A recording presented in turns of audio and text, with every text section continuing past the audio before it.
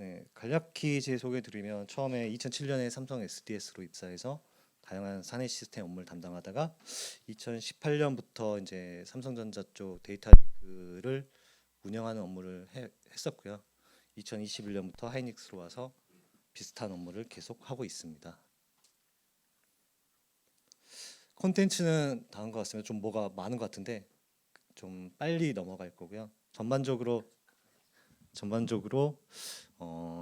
저희 쪽에서 이제 ETL 플랫폼을 만들었던 어떤 사례 위주로 설명을 하겠습니다. 첫 번째로 저희 쪽 이제 데이터 레이크를 아주 간략하게 그냥 표시한 내용입니다. 다들 비슷하겠지만 정형 데이터, 반정형 데이터, 비정형 데이터를 ETL이나 아니면 실시간 스트리밍 카프카를 통한 이런 걸로 데이터를 적재하고 스토리지는 이제 일반적인 저희는 하이브를 쓰고 있는데 하이브 혹은 아니면 이제 오브젝트 스토리지 S3를 이용해서 비정형 파일들을 저장하고 있고요. 이를 이제 다양한 저희 쪽 이제 현업 그 데이터 분석가나 CDS라고 부르는 이제 분석가들이 사용을 하고 있습니다. 이제 주요 특징으로 이렇게 오른쪽 같이 나와 있는데요. 뭐 전사 정형, 반정형, 비정형 데이터를 통합해서 저희 쪽 이제 분석할 수 있는 환경이고요.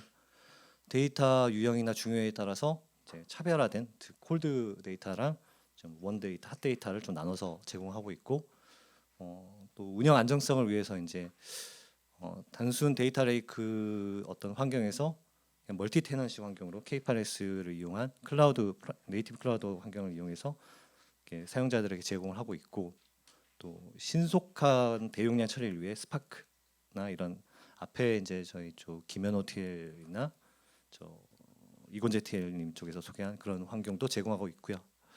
그다음에 그 밑으로는 다양한 이제 어떤 거버넌스 관리도 같이 적용돼서 하고 있다라고 말씀드릴 수 있습니다. 보통 이제 ETL 하는데 보통 요즘은 이제 ELT죠. 저희 하이닉스 같은 경우도 이제 뭐 스노플레이크나 아니면 데이터브릭스 같은 아주 좋은 어떤 클라우드 환경을 이용하고 싶지만 그렇게 이용할 수 없는 환경에서 어떻게 하면 좀 더 유연하게 이런 ELT, ETL 업무를 할 수 있을까라고 좀 고민을 해봤습니다. 보통 이제 ETL 요즘 같은 추세에서는 ETL이 ELT로 변경되고 있고 그 이유가 이제 실제로 적재 후에 어떤 트랜스폼을 하게 되면 속도나 효율성이 그 DW 자체의 리소스를 활용하기 때문에 많이 올라간다라는 것 때문에 이제 ELT로 변경되고 있는 추세죠. 저희 쪽에서 처음에 이제 ETL 솔루션을 이용을 했는데 이제 자체적인 ETL 솔루션을 이제 운영하다 보니 그 좀 문제가 있었습니다. 간략하게 얘기 드리면 해당 ETL 솔루션이 이제 잡 어떤 이제 하나의 잡 단위로 빌드가 되고 이게 각 서버에 이제 어떤 에이전트 서버에 나누어서 배포가 됩니다. 이러다 보니까 다양한 좀 문제점이 있는데요. 저희가 뭐 잡을 어떤 이제 ETL 상에서 뭐 로그 단계를 좀 추구하고 싶다. 그러면 가령 저희 잡이 현재 이제 테이블 기준으로 한 만여 개 되는데 그 만여 개의 잡을 다 수정을 일일이 해야 되는 상황이었어요. 하나의 잡을 빌드해서 이렇게 디플로이 하다 보니까 그래서 대량 잡 변경이 좀 어렵다, 거의 불가능에 가까웠다라는 게 있었고 또 이런 앞에 사례와 유사하게 좀 확장해서 뭔가 하고 싶다, 더 붙이고 싶다 해도 그런 한계점이 있었고 또 기술 지원을 좀 받아야 되다 보니 그쪽 이런 솔루션 업체 쪽에서 기술력이 좀 떨어지면 뭔가 좀 지원이 어렵고 확장하기 어려운 기술 종속성이 좀 벤더 사이에 좀 있었죠. 그리고 이제 잡이 뭐 다양한 이유로 실패할 수 있습니다. 뭐 원천 시스템에 부하가 있다거나 아니면 저희 쪽 뭐 하이브나 이런 쪽에 또 이슈가 있었을 때 재처리를 해야 되는데 이런 재처리를 위해서 저희가 이제 추출하는 잡 익스트랙트와 로드, 적재하는 잡 로드를 이제 분리를 해야 됐습니다. 이러다 보니 좀 잡이 두 배가 뻥튀기가 되는 거죠. 추출하는 잡 따로, 추출이 성공했을 때 다시 적재하는 잡 따로. 그리고 이런 컴포넌트 어떤 이게 플로우가 있을 텐데 이제 플로우 단위로 트래킹이 거의 불가능했죠. 이제 아무래도 솔루션이다 보니까 약간 블랙박스화 돼서 단순히 로그 기반으로만 이제 들어갈 수 있는. 또 중요한 문제점 하나였는데 세션 관리가 좀 안 됐어요. 그 세션 관리가 뭐냐? 저희가 이제 다양한 원천 DB에서 이제 갖고 와야 되는데 잡을 만들다 보니까 이제 보통 저희가 DB를 붙을 때는 유저 단위로 이렇게 세션을 관리하잖아요. 제가 리밋을 거는데 그 세션을 이제 아무 부담 그냥 사용하는 거죠. 자, 그러면 동일한 DB에 붙지만 다양한 이제 해당 DB에 다양한 어떤 스키마가 있을 거고 저희가 ETL 업무를 하다 보면 그 해당 스키마에 우연히 스케줄링이 걸려서 뭐 10건이 동시에 붙는다 그러면 이제 세션 리밋이 있기 때문에 한 5건은 실패하고 그럼 실패하면 실패한 채로 계속 존재하고 네, 이런 현상이 있었습니다. 그리고 또 오토 리트라이 기능이 지원하지만 좀 믿을 수가 없었죠. 처음부터 다시 익스트랙트를 하고 로드를 하기 때문에 기능은 있지만 좀 확인 후에 수행해야 되는 좀 번거로움이 있었습니다. 그래서 이런 걸 이제 바탕으로 ETL 플랫폼 저희가 좀 생각을 해봤는데요. 먼저 템플릿 베이스 잡으로 먼저 저희가 정의를 해봤습니다. 그러니까 ETL 플랫폼이랑 ETL이라는 게 결국은 형태는 비슷하거든요. 그러니까 다양한 원천 DB에서 저희 같은 경우는 이제 하이브를 쓰다 보니 뭐 오라클이나 아니면 DB2나 아니면 뭐 포스그리, 마리아DB 뭐 거의 90%가 이제 오라클인데 패턴은 다 똑같죠. 오라클에서 쿼리를 던져서 데이터를 떨궈서 하이브로 적재한다. 이런 어떤 템플릿을 만들면 이 템플릿을 그냥 어떤 쿼리별로 또 다르게 아니면 테이블별로 다르게만 붕어빵 틀에서 붕어빵을 찍어내듯 그게 팥인지 슈크림인지 그렇게 좀 나눠서 하고 싶었던 거죠. 그러면 뭐 변경성도 좋아지고 뭔가 관리도 더 편하지 않을까. 두 번째가 당연히 앞에서 말한 오토 리트라이 기능. 저희가 이제 원천이 대부분 생산에 직결되는 DB가 많다 보니 원천에 최대한 부하를 덜 주는 게 저희 입장에서는 좋거든요. 그래서 타스크 단위로 나눠서 원천에서 한번 추출한 쿼리는 계속 활용할 수 있도록 이렇게 타스크로 나눠서 나중에 하이브가 적재가 실패했다 그러면 적재 잠만 다시 돌 수 있도록 이런 기능이 필요하고 기본적으로 이제 REST API 환경에서 만들면 활용성이 좀 더 범용성이 좋아지니 여러 조직 또 우리 팀만 아닌 다른 조직에서도 해당 REST API를 이용해서 또 활용할 수 있는 가능성 좀 열어두고 싶다. 그리고 이게 리소스 관리가 쉽지 않다. 전에 이제 전 ETL 솔루션 같은 경우에는 어떤 에이전트 기반이다 보니 뭔가 스케일 아웃을 하고 싶을 때는 에이전트 서버 하나를 늘리고 그 서버로 이제 ETL 잡들을 디플로이 해주는 그런 개념이 필요했는데 이런 거 너무 귀찮다. 이거 좀 자유롭게 그냥 쓰고 싶다라는 어떤 이제 요건이 있었습니다. 그래서 이제 저희가 고민하다 나온 게 쿠버네티스 환경에서 에어플로우를 올려서 한번 써보자. 그러니까 환경은 쿠버네티스 환경이고 ETL 엔진을 에어플로우로 이제 써보는 거였습니다. 쿠버네티스 환경은 이제 다 대부분 이제 아실 거라 생각하는데 간략히 그냥 설명드리면 컨테이너화된 어떤 워크로드와 서비스를 관리하기 위해 이식성 있고 확장 가능한 오픈 소스 플랫폼이다. 위에 표에 보시면 이제 정통적인 방식은 그냥 하드웨어 위에 OS 올라가고 그 위에 앱이 올라가고 이제 VM 환경으로 넘어와서는 하드웨어 위에 OS 올라가고 하이퍼바이저 위에 VM이 각각 올라가서 해당 VM 안에 다시 앱들이 올라가는 형태. 마지막은 컨테이너 환경에서 하드웨어 위에 OS가 올라가고 그다음에 컨테이너 런타임 환경 위에서 각각의 이제 앱들이 올라가는 그런 형태가 되는 거죠. 쿠버네티스에 대한 어떤 클러스터에 대한 간단한 이제 아키텍처인데요. 보통 이제 마스터 노드가 왼쪽에 있고 그다음에 오른쪽에 워커 노드가 이렇게 있습니다. 대부분 이제 요즘은 다 많이들 아실 거라 생각하는데 이 API 서버 쿠버네티스 API 서버를 이용해서 다양한 오른쪽에 존재하는 워커들에서 팟을 관리하고 팟을 띄우고 이런 환경 이런 걸 이제 간단하게 컨테이너 기반 환경이라고 생각하고 저희가 처음에 말씀드렸던 리소스를 좀 자유롭게 하고 관리를 좀 더 용이하게 하고 어떤 타스크를 좀 더 타스크 단위로 재시작을 좀 더 하기 위해 찾다 보니 어떤 쿠베 환경이 좀 어울리겠다 해서 쿠베 환경을 좀 결정했고요. 이제 에어플로우를 선택하게 됐습니다. 처음에 이제 저희가 검토한 건 나이파이도 있었고 에어바이트라는 것도 있었고 에어플로우도 있었고 다양한 ETL 엔진들이 있었는데 그래도 가장 대중적으로 또 많이 쓰고 쿠버 환경에서 가장 또 어울리는 것 중 하나가 에어플로우라고 생각을 했기 때문에 에어플로우를 사용하게 됐고요. 에어플로우는 뭐 많은 분들이 아시겠지만 그냥 덱 기반 워크플로우 프로세스입니다. 특별한 뭐 기능이 있는 게 아니라 그냥 덱을 저희가 작성해서 올리면 그냥 그 스케줄링된 시간에 맞춰서 잡을 수행하고 그런 기능인 거죠. 이제 유용한 점은 이제 이 에어플로우 자체가 다 API가 지원되기 때문에 이런 API를 좀 더 활용해서 적용하면 저희가 좀 더 좋지 않을까. 그 쿠베 환경에서 API 에어플로우가 팟 단위로 관리가 될 수 있다라는 걸 좀 고려를 한 점입니다. 에어플로우는 다음과 같이 이제 웹 서버가 따로 있고, 에어플로우 스케줄러가 있고, 워커들이 존재하고, 이 워커들의 어떤 일을 시키기 위한 익스큐터라는 애가 존재합니다. 그리고 각 에어플로우 자체의 메타DB가 존재하고, 그리고 이제 어떤 작업을 수행하기 위한 여러 덱들을 이제 만들면 웹 서버에서 이를 인식해서 이제 잡이 수행되게 되는 개념이죠. 간단하게 이제 쿠버네티스 환경에서 에어플로우가 어떻게 존재하는지 이제 설명을 드리고자 합니다. 이거는 제가 다른 기술 블로그에서 찾은 이미지인데 이해하기가 좀 쉬워서 이제 좀 많이 가져와 봤습니다. 처음에 이제 어떤 셀러리 익스큐터라는 환경이 있으면 스케줄러가 에어플로우가 이제 대기 이렇게 저 파란색, 빨간색 저런 게 다 어떤 ETL 잡이나 혹은 덱이라 생각하면 스케줄러에서 이제 쌓여있던 이런 덱들이 어떤 메시지 큐를 통해 하나씩 하나씩 순차적으로 워커 쪽으로 분배됩니다. 이런 걸 셀러리 익스큐터라 하고, 대신 이제 이 상황에서는 워커들이 항상 떠 있어야 되고, 앞에 환경과 좀 비슷합니다. 앞에 이제 뭐 에이전트 서버가 꼭 떠 있어야 되고 뭐 이런 환경과 좀 비슷한 상황인 거고, 두 번째로는 이제 쿠버네티스 환경에서 쿠버네티스 익스큐터가 어떻게 수행되는지입니다. 첫 번째, 두 번째, 세 번째는 잡이 있을 때 첫 번째 워커가 뜨고 완료되면 사라지고, 두 번째 워커와 세 번째 워커가 동시에 떠서 순서대로 두 번째 워커 완료되고 세 번째 워커 완료되고 사라지고, 그래서 평상시에는 이렇게 스케줄러랑 웹만 떠 있는 이런 형태가 이제 쿠버네티스 익스큐터라고 할 수 있고요.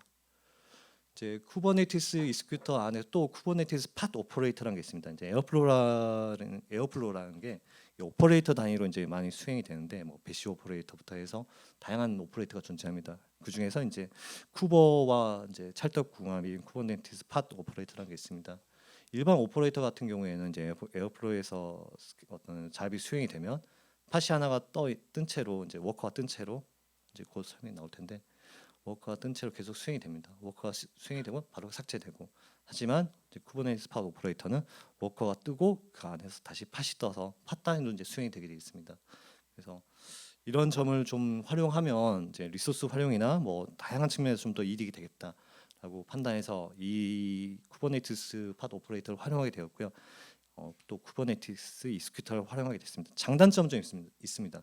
그 전에 이제 나왔던 이 셀러리 익스큐터 같은 경우에는 고정된 워커가 있기 때문에 좀 속도 측면이나 이런 게 좀 더 빠릅니다. 실제로 아까 그 옥주영 TL이 말했던 것처럼 쿠버 환경에서 어떤 타스크가 하나 팟이 뜰 때 소요되는 시간이 좀 존재하거든요. 최소 뭐 많게는 최소 한 10초에서 많게는 한 1분까지 좀 소요될 수가 있습니다. 그렇기 때문에 좀 빨라야 된다, 내 덱은 좀 빨리 수행돼야 된다 하면 셀러리 익스큐터 환경이 훨씬 더 적합할 수 있고요. 그럼에도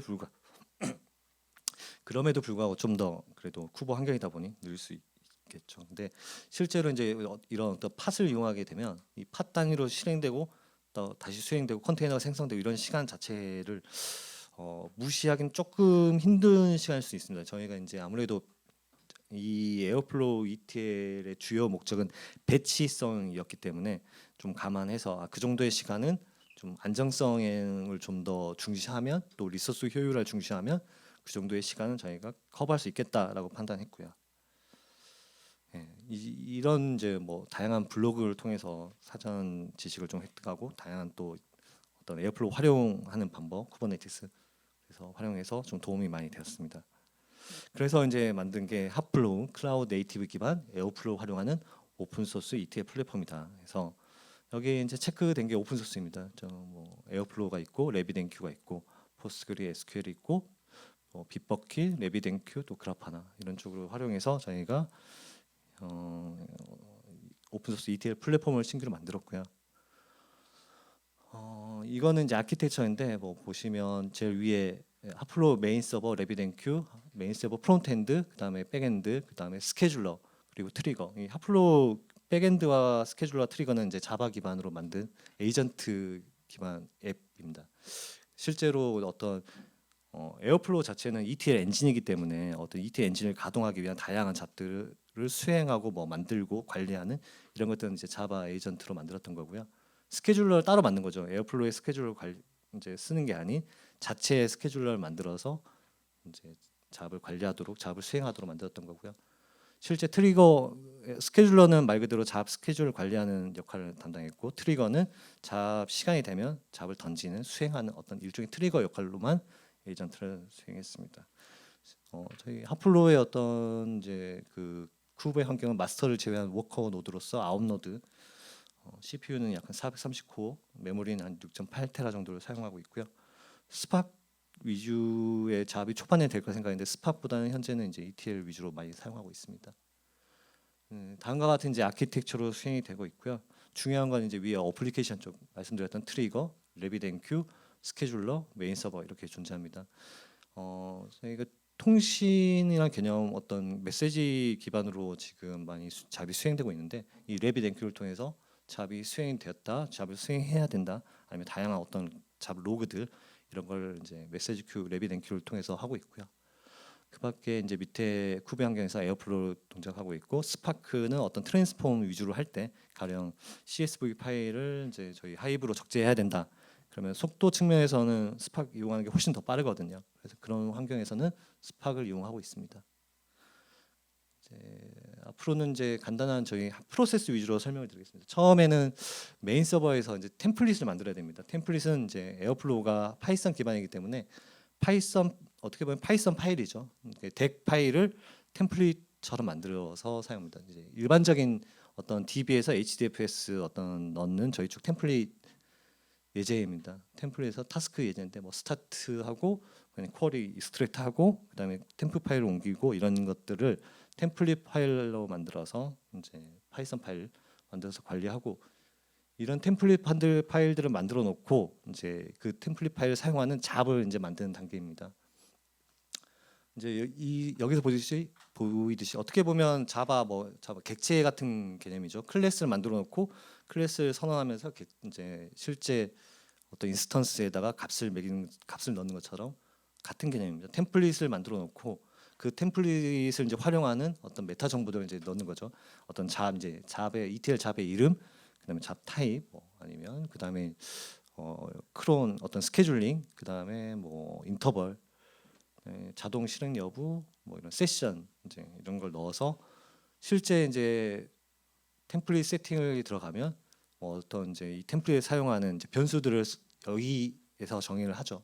덱에서 사용하는 컨피그들을 이렇게 변수 이제 현재는 이제 제이슨 형태로 받게 되어 있습니다.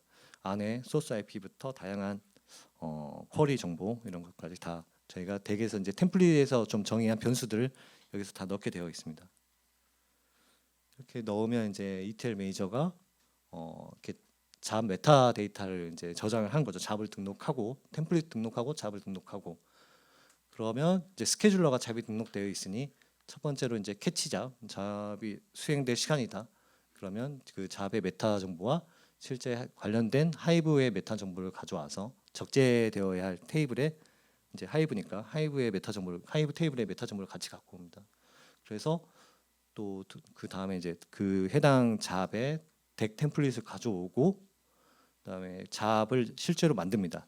잡을 만든다는 건 덱 파일을 만든다는 뜻입니다. 에어플로우의 덱 파일을 이때 이 하플로우 스케줄에서 만들어서 만들 때 이제 위에 있던 어떤 잡 메타 정보나 이런 정보들을 같이 이제 가져와서 실제 파일로 만들어내는 거죠. 덱 파일로 만들어서 에어플로우에서 사용하는 어떤 덱 레파지토리 쪽에 이제 떨굽니다. 파일을 생성하는 거고 파일 만들었다.